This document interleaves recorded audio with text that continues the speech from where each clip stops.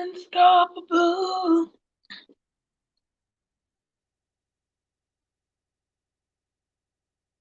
All right, good morning, everybody. I think I need to put a little bit of music here. It's Why does it look a little bit dark? But anywho,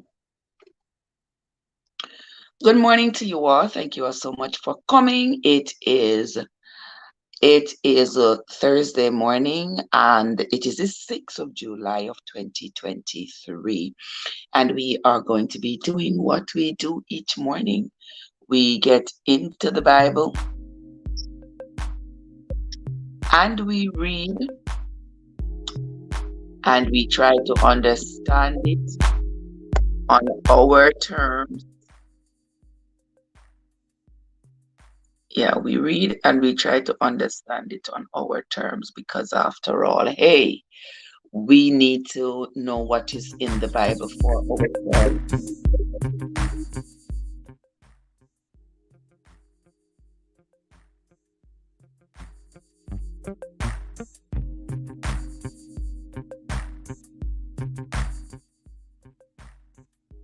We need to know what is in the Bible for ourselves because the Bible has an influence on every aspect of our lives.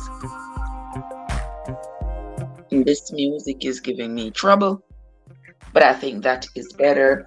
Yeah, so the Bible has an influence on all our lives, and so I think it is imperative that we read it and know what is in it rather than be told what is in it. I set out on this journey about a year ago to read the Bible for us so that we can familiarize ourselves with it. We have been doing pretty good so far. We have come across a few controversies.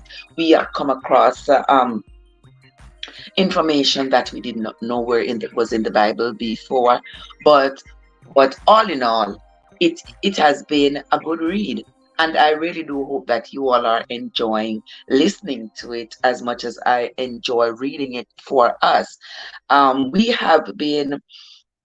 We have been reading the book of Second Chronicles for the last few days, and the book of Second Chronicles is really a rehashing of the events in the book of First and Second Samuels and First and Second Kings in particular, um, expanding on the reign of Solomon and David, and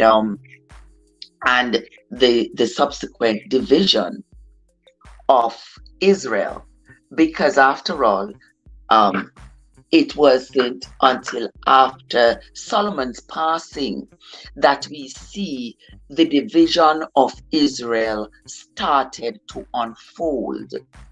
David, his father, David, who was Solomon's father, was able to hold Israel together. The people loved him. The people respected him. The people trusted his judgment. And also, when he handed down the reins to his son Solomon, the people loved Solomon. Solomon was wise beyond words. Solomon was considered to be a fair judge amongst the people, and the people loved Solomon. So people came from all over the region to praise Solomon. They looked up to him. They considered him to be their king. And so Solomon's reign was vast. Over a vast expanse was Solomon's reign. Now, the divide of Jerusalem started to come about. The divide of Jerusalem started to come about after Solomon's passing and the reign of Solomon's son, Rehoboam. Now, Rehoboam, who was Solomon's son, was handed down the reins from his father.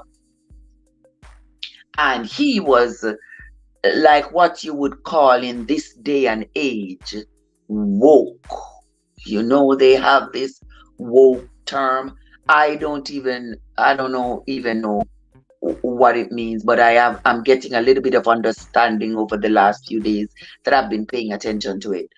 I've been realizing what it is. It's these new ideologies that are coming about, that are sort of upending tradition, and causing society to go on top of its head.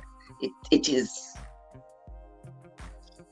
let me not say what I want to say, but anywho, yeah. So this kind of woke ideology Rehoboam was into. He didn't want to follow traditions at all. He did not want to take advice from the elders. Elderly advice is considered to be some of the best advices because the elders are giving you advice from experience. They're giving you advice from experiences and outcomes that have been tried and proven to be true, to be not dangerous to the people. And for generations, the knowledge, the advice from the elders was always considered to be paramount to the advice you would get from your peers. But as for Rehoboam, he ain't think, hey, I don't want no advice from these people. They are old people. Their ways are old, and their ways are, their ways are too ancient. We are in a new society. We are young people. We are what, Gen X, Gen Z, Gen whatever, and we are going to do things our way. We are going to do it how we want to. We are listening to them. We are the young ones. It's our turn to rule. So this is what we are gonna do. That was Rehoboam, just like these young people today. And with that mentality, he ignored the advice of the elders and instead took the advice from his peers when it came to Jeroboam and his crew who had been exiled in Egypt. Now, Solomon had seen Jeroboam as the threat that he was. And Solomon had exiled him and his crew out of Israel. They had gone to Egypt to live, because if they stayed in Israel, Solomon was going to take care of them. You know what I mean? So they left. They had to go exile in Egypt. They couldn't come back. Now, after Solomon's passing, they decided that they will come back into Jerusalem and beseech Rehoboam to have them stay there, to remove what they call the yoke from them, so they could come back and reintegrate into the society where they believed that was where they belonged. Rehoboam consulted with the elders in Jerusalem to find out, what do I do with these people? Jeroboam and his team are coming back. They want to come back here to live, even though my father has exiled them. They want to come back. What are your thoughts on this? The elders say to him, if you can be these people's friends, they will love you. They will serve you forever. Treat them well. Rehoboam said, what my old people are talking about? I'm not going to be treating them well. After he consulted his peers said, no, that's not what we do here. If my father put 10 yokes on them, we put 100. If your father give them one whipping, you give them 100. Yeah, the young people expressed to Rehoboam that this is what they would do. So Rehoboam, he goes to the people, he said, well, if what my father gave you was his loins, what I'm going to give you, even if it is my little finger, it's going to be worse than my father's loins. That means he's telling them, no matter what punishment my father gave you, what I will do to you is going to be many times worse than what my father did. No, that is the advice from the young people that he got, that he gave to Jeroboam. Now you tell me if that would not make you angry. Well, that's exactly what it did to Jeroboam. It made him, it made him angry. So today we are going to be reading from chapter 11 through to chapter 14 of the book of Second Chronicles. We will find out what else happened to Jeroboam and Rehoboam. Now don't get the names mixed up. Rehoboam was Solomon's son who was handed down the kingdom from his father. Jeroboam was an individual who was exiled by Solomon, and he was the one who started the divide in Israel. All right, let us begin. Get your book Bible or your Google Bible, guys, and let us continue. And before I do, let me just make this disclaimer. We do not endorse any particular religion, any particular denomination over here. All we do, we read the Bible in hopes that we can understand it on our own terms. All right, so let's go. Oh, that card. Hey, my right hand is in the chat. How are you doing, my love? Good to see you.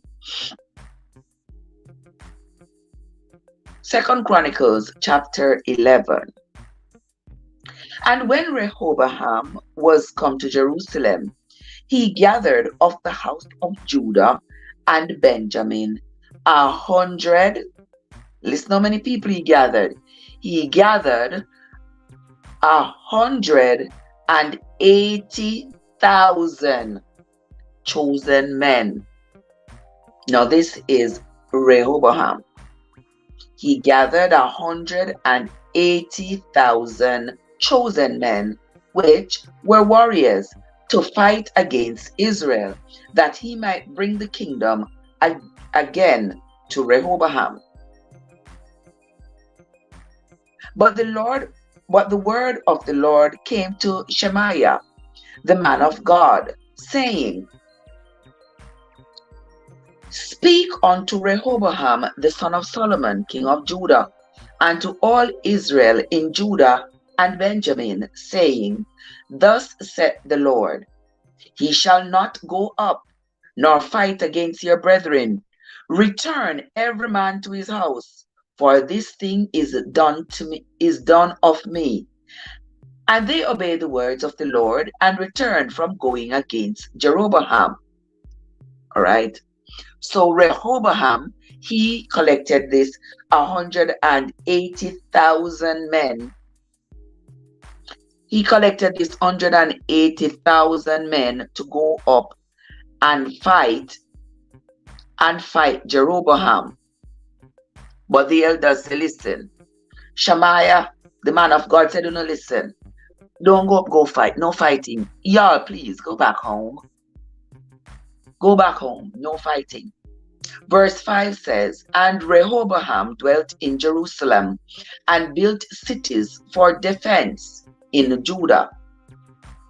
He built even Bethlehem and Etam and Tekoa and Beth-ser and Shoko and Adullam and Gath and Mareshah and Ziph and Adoraim and Lachish and Azekah and Zorah and Ajalon and Hebron, which are in Judah and in Benjamin fenced cities. And he fortified the strongholds, and put captains in them, and store of victuals, and of oil and wine. And in every several city he put shields and spears, and made them exceedingly strong, having Judah and Benjamin on his side. Verse 13. And the priests and the Levites that were in all Israel resorted to him out of all their coast, For the Levites left their suburbs and their possession and came to Judah and Jerusalem. For Jeroboam and his sons had cast them out from executing the priest's office unto the Lord.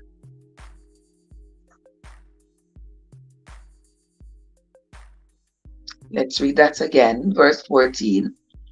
For the Levites left their suburbs and their possession and came to Judah and Jerusalem. For Jeroboam and his sons had cast them off from executing the priest's office unto the Lord. And he ordained him priests for the high places, and for the devils, and for the calves which he had made. And after them, out of all the tribes of Israel, such as set their hearts to seek the Lord God of Israel, came to Jerusalem to sacrifice unto the Lord God of their fathers.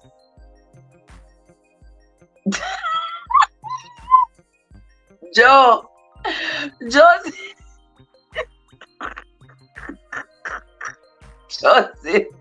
yes, Joseph, I ate the whole bag of bread. One sitting. I mean, eat the whole bag of bread. Ain't that something? Oh my gosh. Welcome, Joseph. Good morning to you, my love. How are you doing? Verse 17. So they strengthened the kingdom of Judah and made Rehoboam, the son of Solomon, strong. 3 years. For 3 years they walked in the way of David and Solomon. And Rehoboam took him Mahalath, the daughter of Jeremoth, the son of David, to wife. Hold on there. Not surprised. I'm not surprised, but Rehoboam took Mahalath, the daughter of Jeremoth, the son of David. So let me see now what was the relation. So the son of David was Jeremoth. Now Jeremoth and Solomon were brothers. Jeremoth and Solomon were brothers.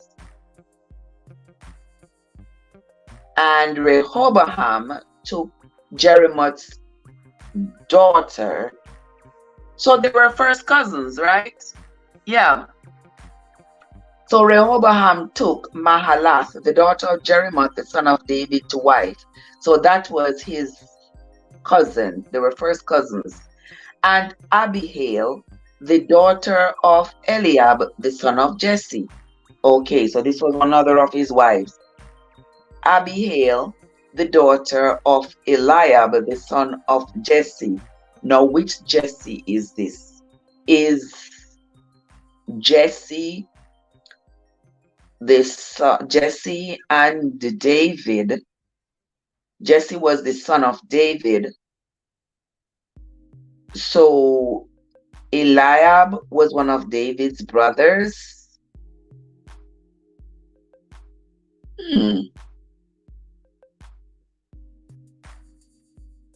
Okay, but you know they always marry each other.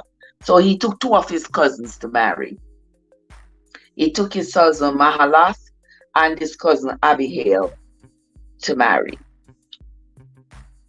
Verse 19, which bare him children, Jehush and Shamariah and Zaham. And after her he took Maacah, the daughter of Absalom. Now Absalom would have been his uncle, because Absalom and Solomon were brothers. And after her he took Maacah, the daughter of Absalom, which bare him Ahijah and Attai and Ziza and Shelomith.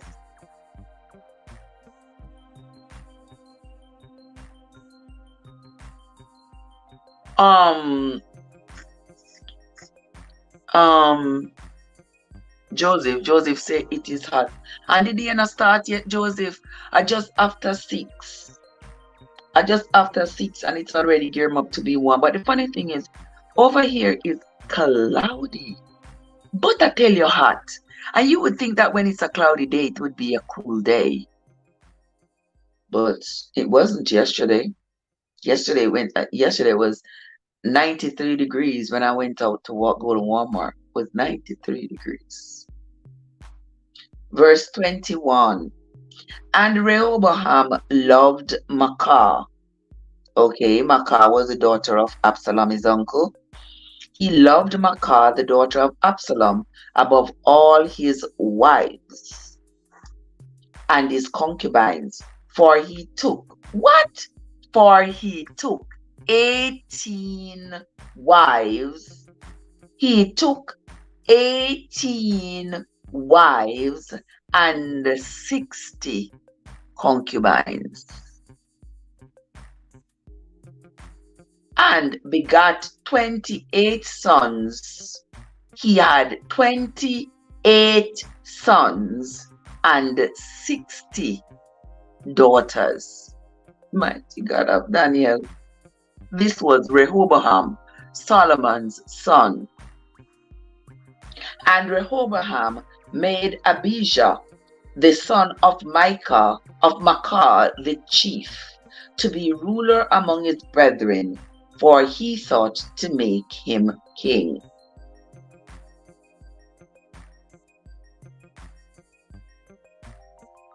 Verse 23, and this is the last verse of chapter 11. And he dealt wisely, and dispersed of all his children throughout all the countries of Judah and Benjamin, unto every fenced city, and he gave them victual in abundance, and he desired many wives. You can imagine that? He had he didn't have as many as his grandfather, but he tried. 16, he had 18 wives and 60 concubines. And he ended up having 28 sons and 60 daughters. Wow. So you see, that was the life they lived back then. One man had many wives and many concubines and therefore had many children. Nowadays, if you try that, you get scolded. You get scolded politically, religiously, morally, socially, you name it. Spiritually, everything, you get scolded. If you ever dare try to have that many wives and concubines and children. Let us move on to chapter 12 of the book of 2 Chronicles. Now follow with me, guys, in your book Bible or your Google Bible. And it came to pass, when Rehoboam had established the kingdom and had strengthened himself, he forsook the law of the Lord and all Israel with him. And it came to pass that in the 5th year of King Rehoboam, Shishak, king of Egypt, came up against Jerusalem, because they had transgressed against the Lord. All right. Let me write that there. The king that came up against him was Shishak. Let us continue. Verse 3. With 1,200 chariots and 60,000 horsemen, and the people were without number that came with him out of Egypt, the Lubims, the Sukkims, and the Ethiopians. Okay. Now, I don't know if you all remember, but I remember when we were reading in the book of Genesis and Exodus, I kept asking myself, why the only reference of an Ethiopian was Moses's wife? And I kept thinking, I didn't hear them say anything else about the Ethiopians, except they spoke of Moses's wife and her father. But now I'm thinking that Egypt was. Hello, amazing Emma G. How are you doing, my sister? So good to see you. The pharaohs in Egypt were getting slaves from all over, and so I believe that was where Moses, down there in Egypt, where Moses had met his wife, who was an Ethiopian. Now, here that they are saying that the Ethiopians came up with the Lubims and the Sukkims to go to fight Rehoboam in Jerusalem. And this brings me to thinking that, well, there must have been a vast expanse of Ethiopian servants, slaves, or population down there in Egypt. Were they friends or foes to the pharaohs, or were they taken as slaves? I'm unsure.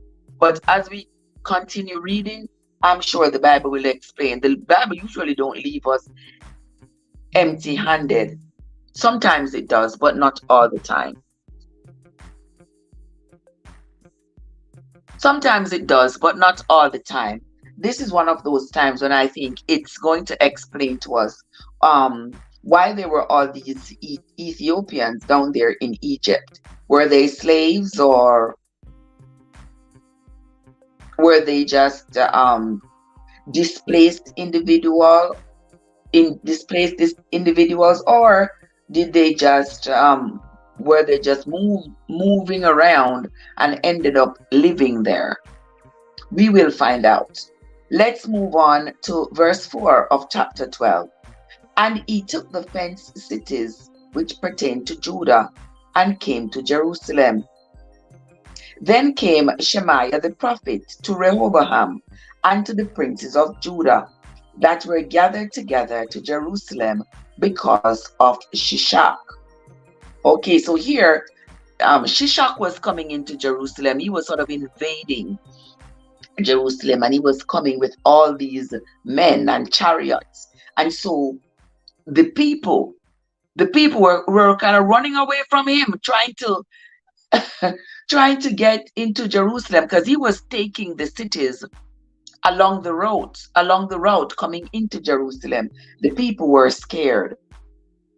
Verse 5 again. Then came Shemaiah the prophet to Rehoboam and to the princes of Judah that were gathered together into Jerusalem because of Shishak, and said unto them, Thus saith the Lord, He have forsaken me, and therefore have I also left you in the hand of Shishak.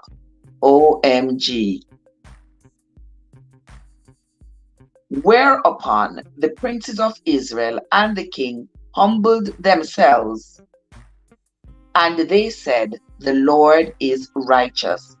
And when the Lord saw that they had humbled themselves, the word of the Lord came to Shemaiah, saying, They have humbled themselves, therefore I will not destroy them, but I will grant them some deliverance, and my wrath shall not be poured out upon Jerusalem by the hand of Shishak. So Shishak was coming up to destroy Jerusalem. He was coming up with his whole army to destroy Jerusalem. I hope you're having a great Wednesday, my lovely sister Emma-G. And since you are here, I believe you are. Let me pause here, because I get to use Sister M&G. The amazing M&G is right here. The amazing M&G. Let me see your playlist right here. Let me give you a run right here. There you are.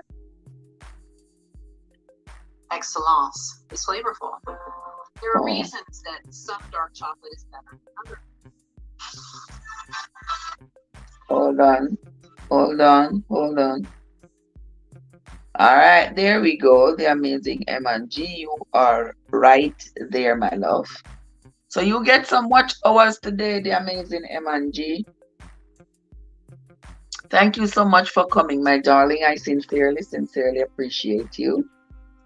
All right, let us continue. So here, the prophet Shemaiah is communicating with the Lord on Rehoboam's behalf, and the king from Egypt, Shishak, he's coming up with his army to destroy Rehoboam. And so Shemaiah, he goes to Rehoboam. He says, the Lord says you all need to turn from your wicked ways. You all need to come back to him, and he will save you all. And so Rehoboam and the people, they prayed and they asked the Lord for forgiveness. And then the Lord said because remember now, Shemaiah is the prophet, so he is the one who brings us the news from the Lord to Rehoboam. And so the Lord said to Shemaiah, well, they have prayed and they have asked for forgiveness, so I will spare them. I will not cause my wrath to fall upon them through the hands of Shishak. Verse 8, nevertheless, they shall be his servants, that they may know my service and the service of the kingdoms of the countries. So Shishak, king of Egypt, came up against Jerusalem and took away the treasures of the house of the Lord, and the treasures of the king's house. He took all. He carried away also the shields of gold which Solomon had made. Oh, wow. So I guess Rehoboam's army was no match to Shishak. Instead of which, King Rehoboam made shields of brass and committed them to the hands of the chief of the guard that kept the entrance of the king's house. Really? So after all that his father and grandfather had done to enrich Jerusalem and all the surrounding places, he only had the guards to secure his house. Oh dear God. This is like you ever see some people work so hard and they have a nice little inheritance that they hand down to a child, and the child just squander it. This is Rehoboam. Yeah. I have seen people work their tails off and build nice companies and money and everything, and they leave it for they will it for their child. And once their eye closed, the child starts selling, giving away, get rid of, and before you know it, they put it on papa. After the parents work so hard to make sure that they can have generational wealth. Now Rehoboam, now he's making shields of brass, but he wouldn't defend the gold ones that his father and grandfather had made to secure the city. Let us continue. Verse 10, instead of which King Rehoboam made shields of brass and committed them to the hands of the chief of the guard that kept the entrance of the king's house. And when the king entered into the house of the Lord, the guard came and fetched them and brought them again into the guard chamber. And when he humbled himself, the wrath of the Lord turned from him, and he would not destroy him altogether. And also in Judah things went well. So King Rehoboam strengthened himself in Jerusalem and reigned, for Rehoboam was 41 years old when he began to reign. And he reigned 17 years in Jerusalem, the city which the Lord had chosen out of all the tribes of Israel to put his name there. And his mother's name was Naamah. His mother's name was Naamah, an Ammonite. And he did evil, because he prepared not his heart to seek the Lord. Now the acts of Rehoboam, first and last, are they not written in the book of Shemaiah the prophet? Oh my God. Here is another book that here is another book for us to read. The book of Shemaiah the prophet and of Edo the seer. Now, yesterday we the Bible spoke about Edo the seer for us to find out some more about Solomon. Now, here it's telling us if we read the book of Edo the seer, we will find out some more about Rehoboam and his life and his reign over Jerusalem. So guys, let me just say this. When I hear, I've heard several times, I'm sure you may have heard as well, that some of the books of the Bible were removed. Some of the books of the Bible were not put in the Bible. The Bible shouldn't be just 66 books. It should be maybe like 666 or something like that. But there were lots and lots and lots and lots of writings from that period. Lots of people wrote their account. Seers and prophets and priests and kings and chiefs and other important people wrote their accounts of what was happening during those times. They wrote about their experiences during the time. They wrote about the experiences of others as they saw it. Lots of people had writings, but only some of the writings were chosen to be compiled in the Bible. And so that is why the Bible continuously tells us that if we want more information, we have to go read these other books. Here it is telling us if we want more information about Rehoboam, we have to go and read the book of Shemaiah. We have to go and read the book written by Edo the seer. And Edo the seer wrote concerning the genealogies. I want to get my hands on those books because I want to read them. I want to read them to see if there's any additional information that they would have had in those books. And there were wars between Rehoboam and Jeroboam continually. Verse 16, and this is the end of chapter 12. And Rehoboam slept with his fathers. Okay, so Rehoboam died and was buried in the city of David. And Ahijah his son reigned in his stead. So it looked like Rehoboam died young, because he started reigning when he was 41. And he reigned for, was it 17 years? He started reigning at 71 and he reigned for 17 years. Maybe he didn't die young. He didn't. Well, maybe he did. At 58. Okay. All right. So this is the end of chapter 12 of the book of 2nd Chronicles. Okay. We are going to continue reading, guys. Welcome into the live, everybody. I see Card, I see M&G.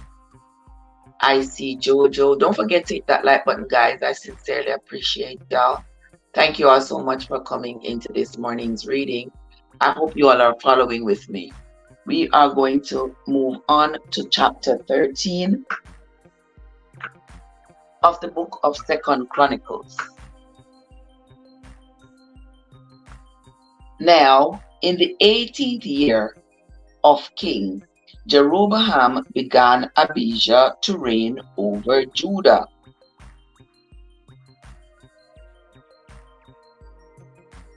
Now, in the 18th year of King Jeroboam began Ahijah to reign over Judah.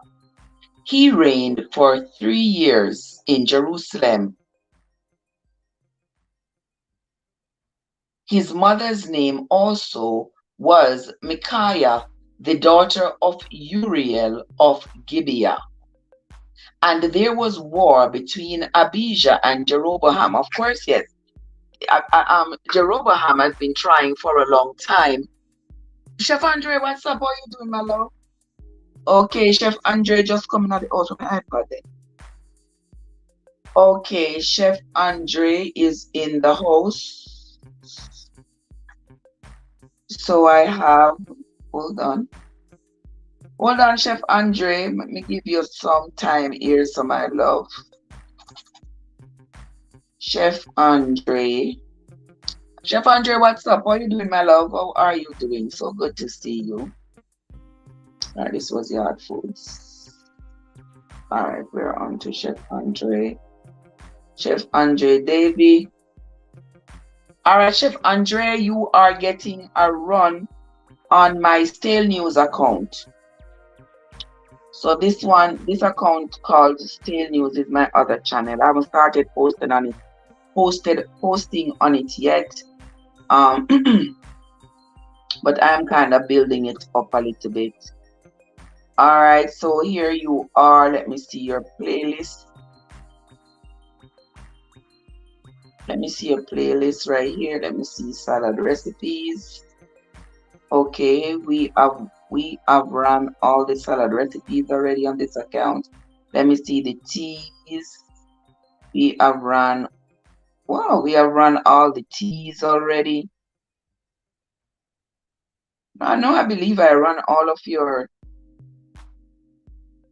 I don't think I ran all of them, but a lot of them. All right, let's run this one called How to Cut Vegetables. I have run a few of them out of it already. I've watched, so let's run this one. All right, so Andre, there you go.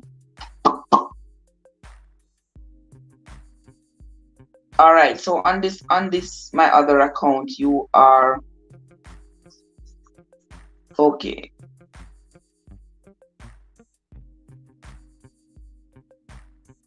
There you go.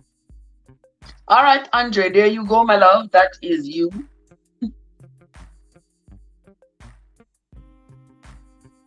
How is your what looking?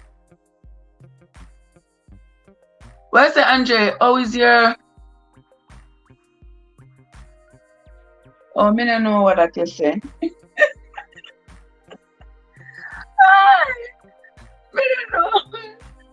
I don't know what that is, Andre. Hold on, I can't see it so well. Let me see. Hold on there. How is my playlist looking? My playlist, I need to, when I'm finished with this live, I'm going to have to, playlist. When I'm finished with this live, I'm going to have to fix up my playlist. My playlist needs help. I'm going to have to fix it up. And I told myself yesterday, I said, I'm going to fix it up today. I'm going to fix it up. Worry not thyself. I mean, even if I don't have to run my playlist, because YouTube demonetized me, so I don't have to run my playlist. Because it's not gonna help me anyway.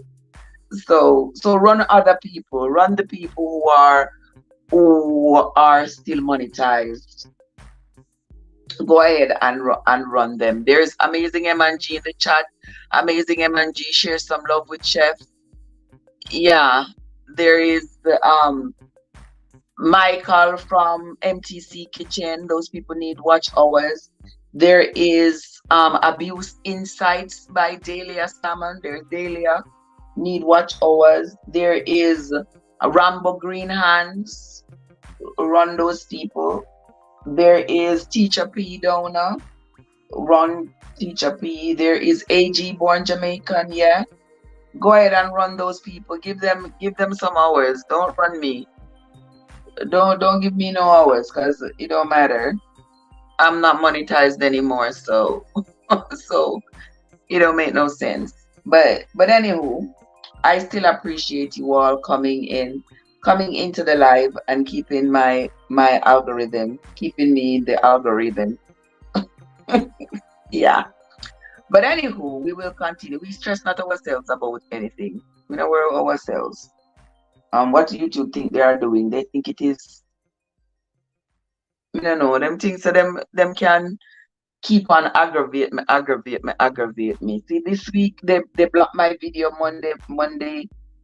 Then I appealed it Tuesday. They'll send me this whole long apology.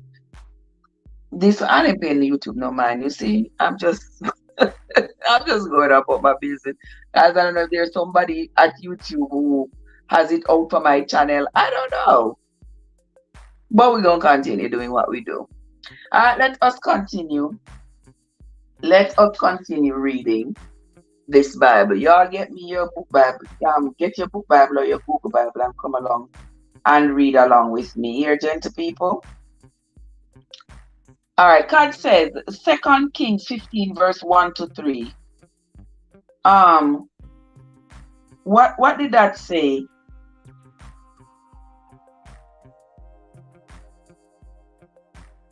Second Kings. Let me see what God says is in Second Kings. 2 Kings chapter 15, verse 1 to 3. In the 27th year of Jeroboam, king of Israel, began Azariah, son of Amaziah, king of Judah, to reign. 16 years old was he when he began to reign. Azariah, that was Azariah, and he reigned 52 years in Jerusalem, and his mother's name was Jecoliah of Jerusalem, and he did that which was right in the sight of the Lord, according to all that his father Amaziah had done. Okay. Yeah, Jeroboam reigned a long time, I see. Jeroboam reigned a long time. So much time longer than Rehoboam, because Rehoboam only reigned for 17 years. So that would mean that Jeroboam reigned for a very, very long time.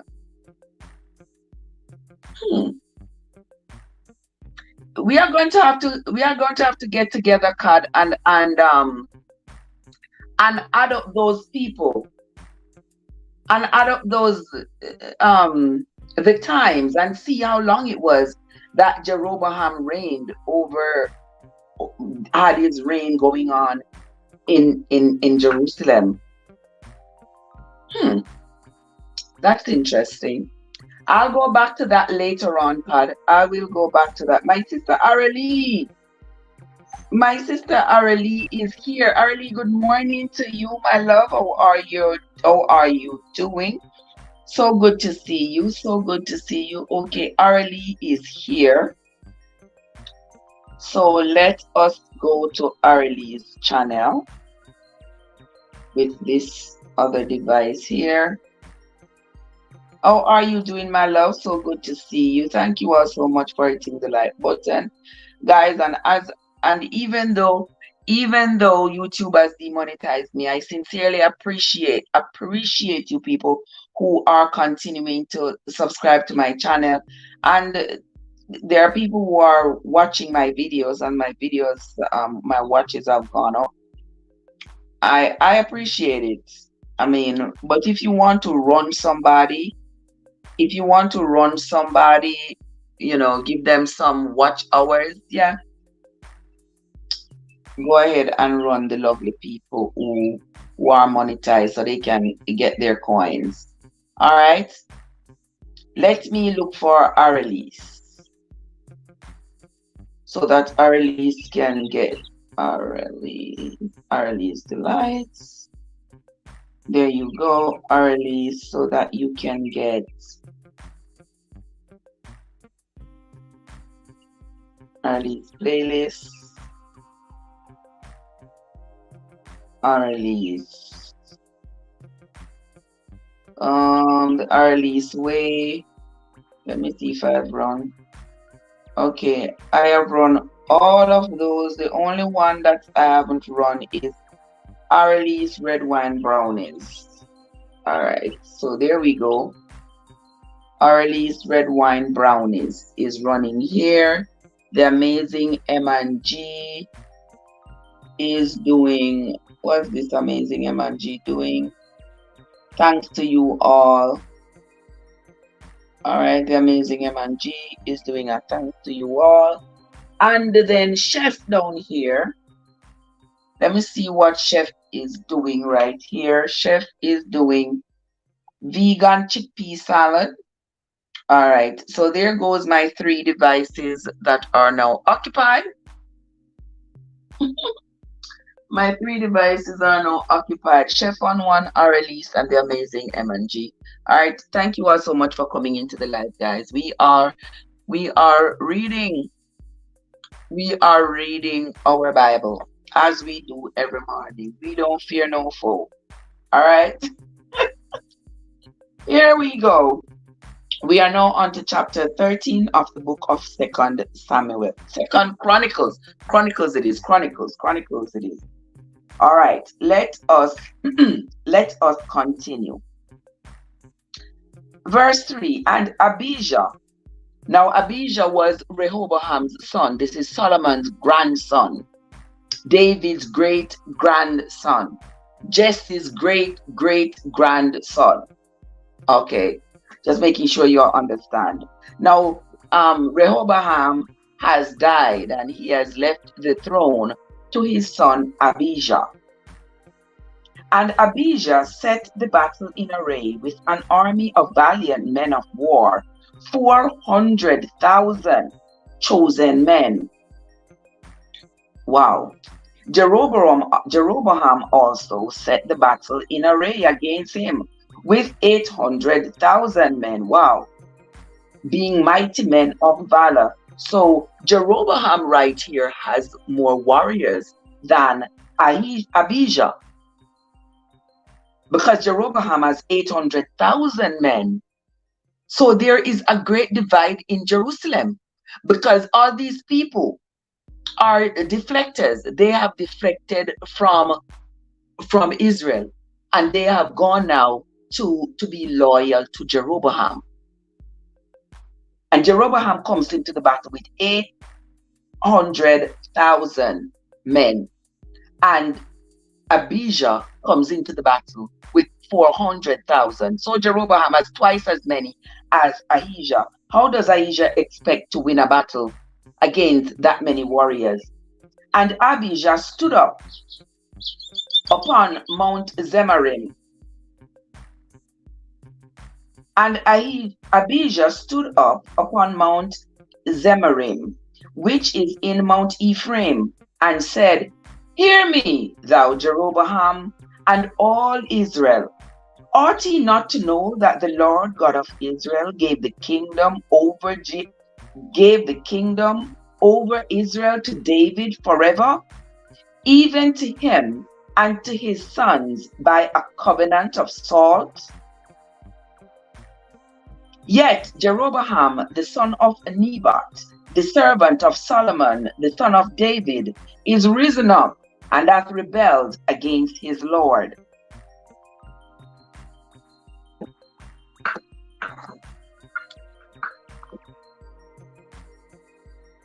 Verse 7, and there are gathered unto him vain men, the children of Belial, and have strengthened themselves against Rehoboam the son of Solomon, when Rehoboam was young and tender-hearted, and could not withstand them.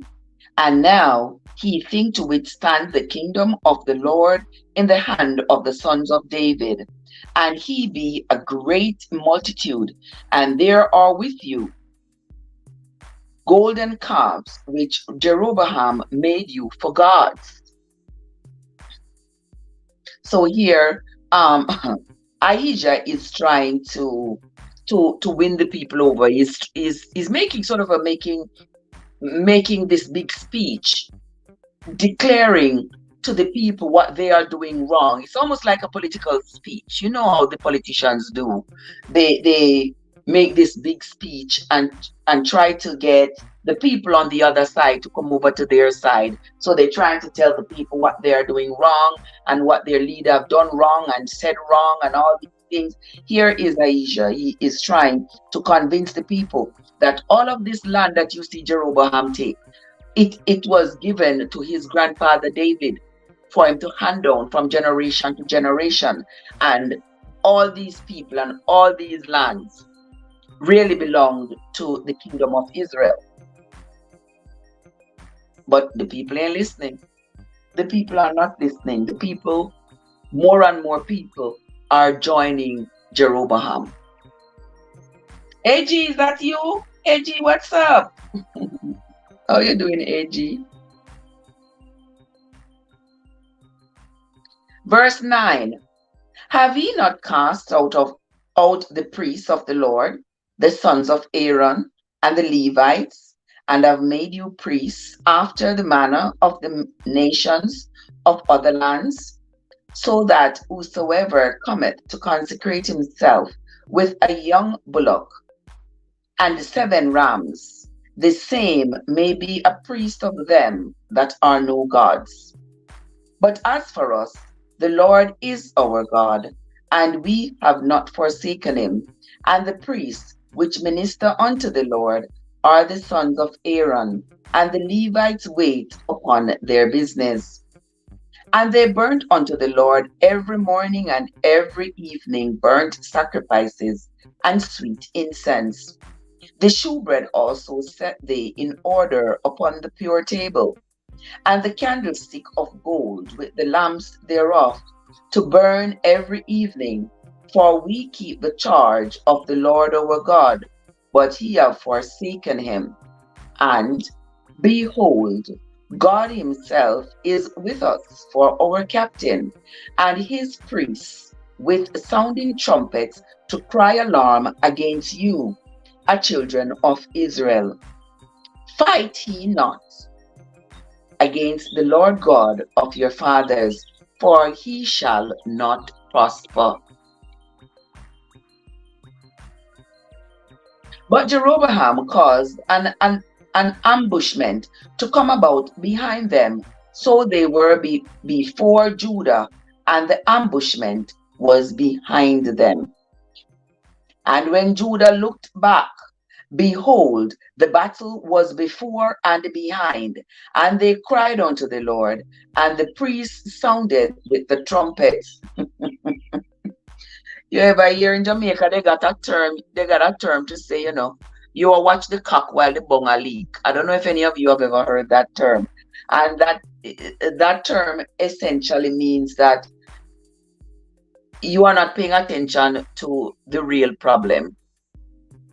While you are watching something insignificant about the problem, the real root of the problem is mounting, but you're not paying attention. So you watch the cock while the bung a leak. And by saying the cock, they're talking about the top of the faucet, the part where you turn on the pipe. That part is called the cock. And the bung is the part that connects so that you don't have any leakage. So you are watching the cock, which is of not much significance, because if you have a bung that is leaking, that is more important to fix than the cock of the pipe.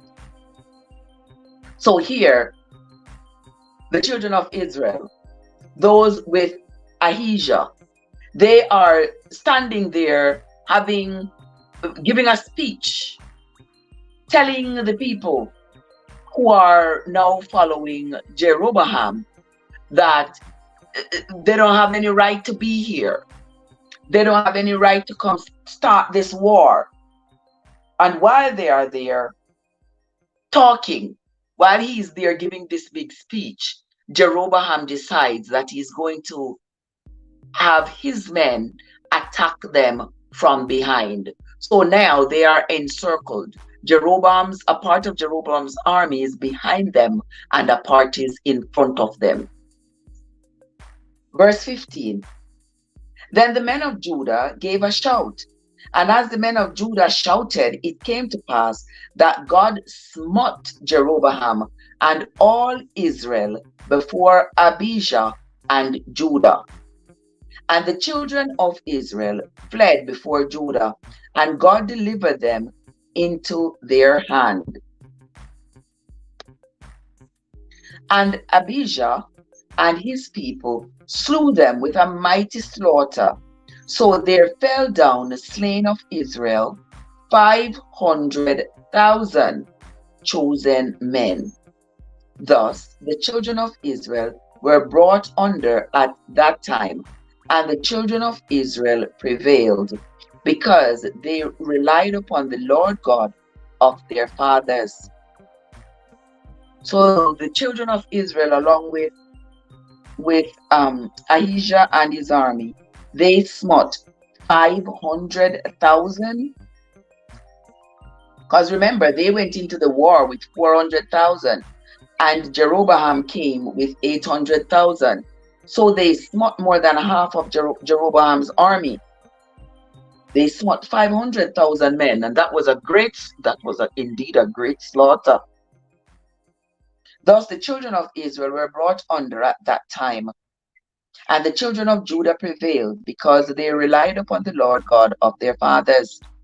And Abijah pursued after Jeroboam, and took cities from him, Bethel with the towns thereof, and Jeshanah with the towns thereof, and Ephraim with the towns thereof. Neither did Jeroboam recover strength again in the days of Abijah, and the Lord struck him, and he died. And Abijah waxed mighty, and married 14 wives, and begat 22 sons and 16 daughters. And the rest of the acts of Abijah and his ways and his sayings are written in the story of the prophet Iddo. All right, so you see all of the story, them cut short, you know. Hold on, let me see, chef. Let me take a break here, so let me see. Let me see what chef cooking here. So, how to julienne bell pepper.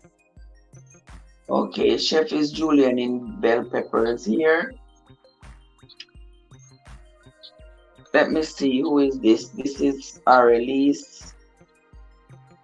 All right, Arelise done baking our cookies. This is baking the Arelise way. Oh, I watched that already. Let me go see. Hold on there, Sister Arelise. Playlist. Cooking with Arelise. Let me see if I've watched all of that. Cooking with Arelise. Okay, freshly squeezed mango pineapple. Oh, I missed that. Alright. Alright, there you are, Sister Arlise. Sister Arlise is running. Right there. Let me see what Sister M&G over here is doing. Sister M&G is doing Happy New Month. This was 8 months ago.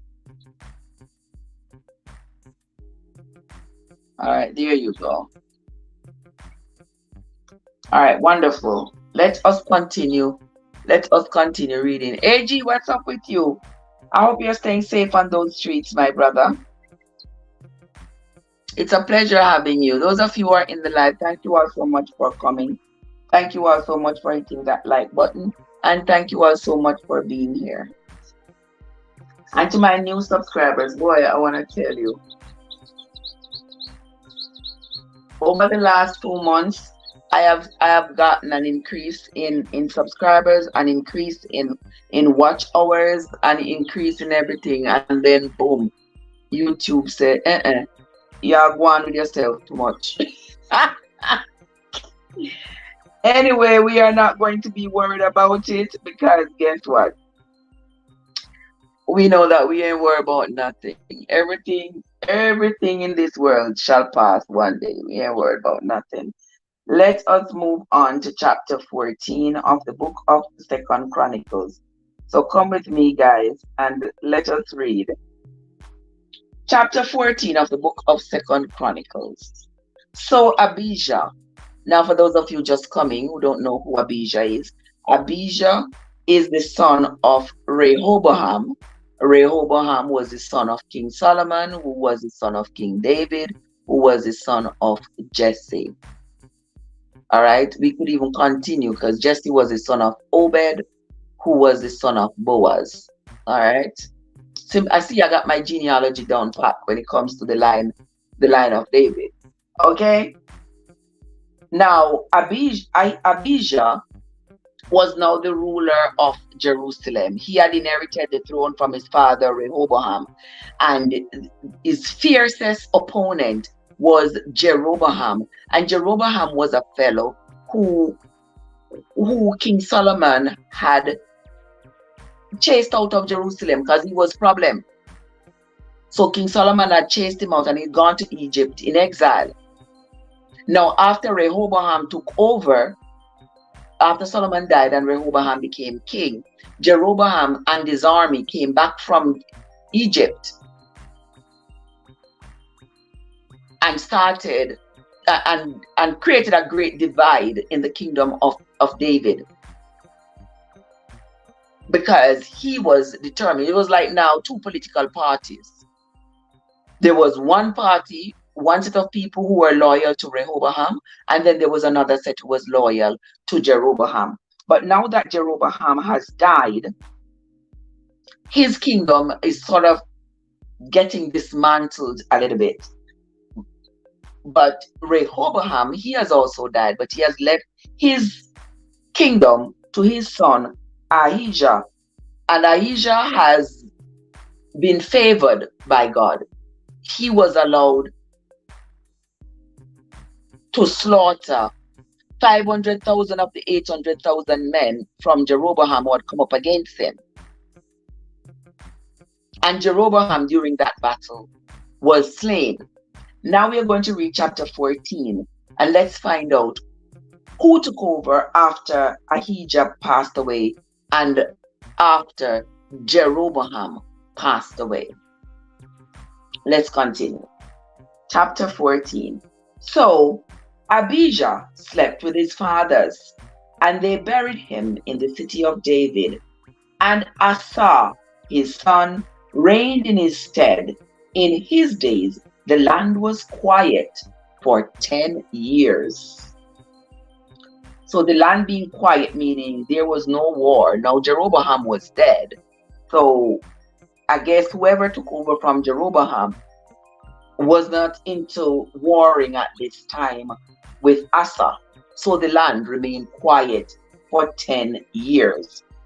And Asa did that which was good and right in the eyes of the Lord his God. For he took away the altars of the strange gods and the high places, and broke down the images, and cut down the groves. So here, Asa was trying to return Israel to its former glory. You know, when Jeroboam came back from Israel, from Egypt, I should say, they were he and his people were serving these quote unquote false gods. So they had built all these idols. They had taken over some of the lands that were of David. They had taken over some of these lands, and they were able to get these people to follow them. And so now that Asa has taken over, Asa is getting rid of these idols that they were worshiping. And Asa did that which was good in the sight of the Lord. For he took away the altars of the strange gods and the high places, and broke down the images, and cut down the groves, and commanded Judah to seek the Lord God of their fathers, and to do the law and the commandments. Also he took away out of all the cities of Judah the high places and the images, and the kingdom was quiet before him. And he built fenced cities in Judah, for the land had rest, and he had no war in those years, because the Lord had given him rest. Therefore he said unto Judah, let us build these cities, and make about them walls, and towers, gates, and bars, while the land is yet before us, because we have sought the Lord our God. We have sought him, and he hath given us rest on every side. So they built and prospered. And Asa had an army of men that bare targets and spears out of Judah 300,000, and out of Benjamin that bare shields and drew bows 280,000. All these were mighty men of valor. So here Asa is making sure his army is intact, because even though there is peace right now, you never know. Even though there is peace in the land right now, you never know. A war is always just a day away.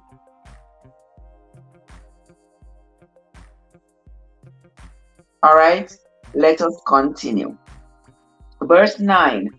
And there came out against them Zerah the Ethiopian, with a host of 1,000,000. What? 1,000,000. 1,000,000 is a million, right? 1,000,000, 300 chariots, and came unto Mareshah. Okay, so Zerah the Ethiopian, he came up against them. Then Asa went out against him, and they set the battle in array in the valley of Zephathah at Mareshah. And Asa cried unto the Lord his God, and said, Lord, it is nothing with thee to help, whether with many or with them that have no power. Help us, O Lord our God, for we rest on thee, and in thy name we go against this multitude. O Lord, thou art our God. Let not man prevail against thee. So the Lord smote the Ethiopians before Asa and before Judah, and the Ethiopians fled.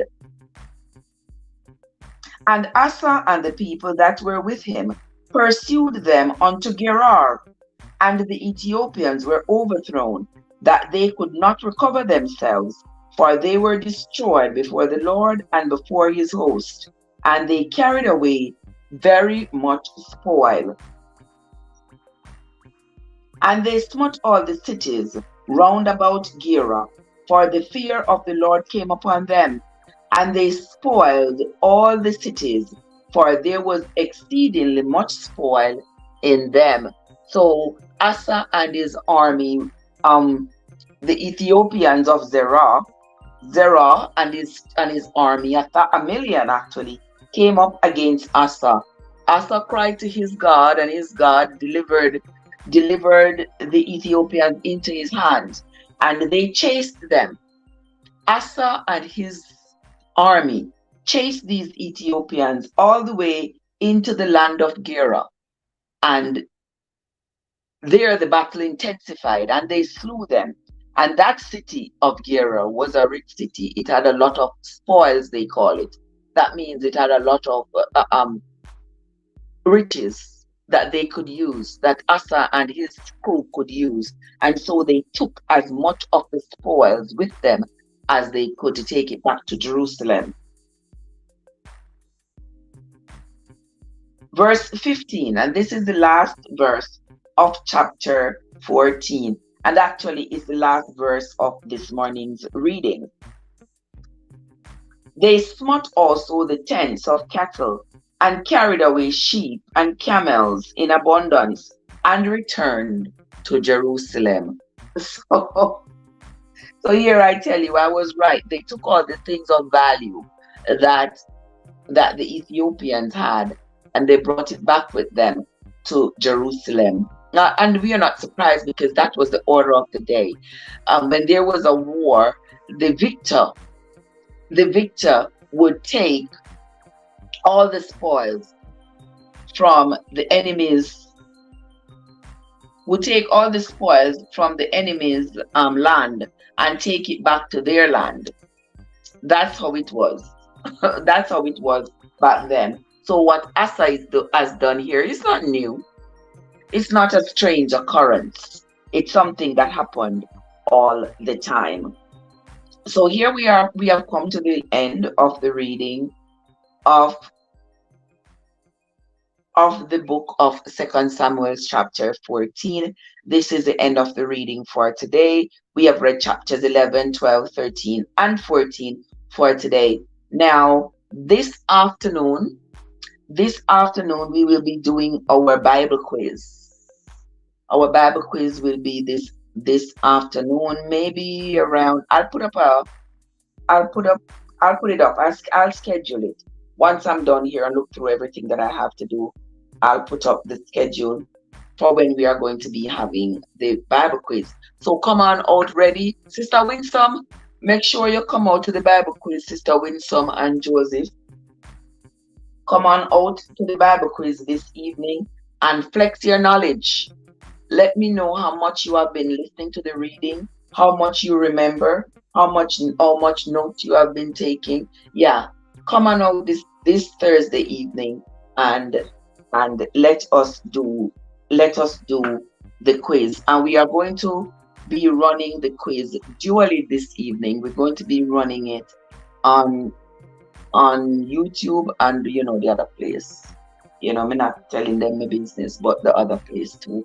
We will be we will be running the quiz. All right, guys. So that is going to be it from me for right now. When you see me again in the next few minutes, I'm going to be reading the book Grace Under Fire. That's the book that we need to finish reading. So I'm going to be reading that book in the next few minutes. All right, guys. So that's going to be it from me for now. Thank you all so much for coming. Until the next time, this is Chef from Traverse, where your journey matters. Have yourselves a great day, everybody.